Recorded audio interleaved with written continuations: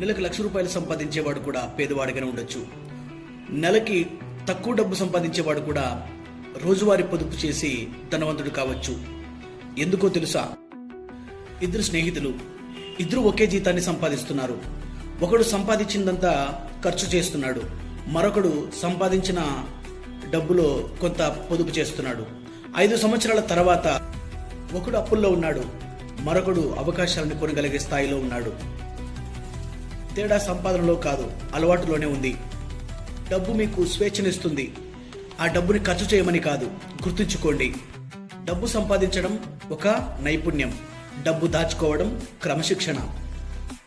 ఈరోజు దాచిన చిన్న సొమ్ము రేపు మీ ఆర్థిక సమస్యల నుంచి మిమ్మల్ని కాపాడుతుంది.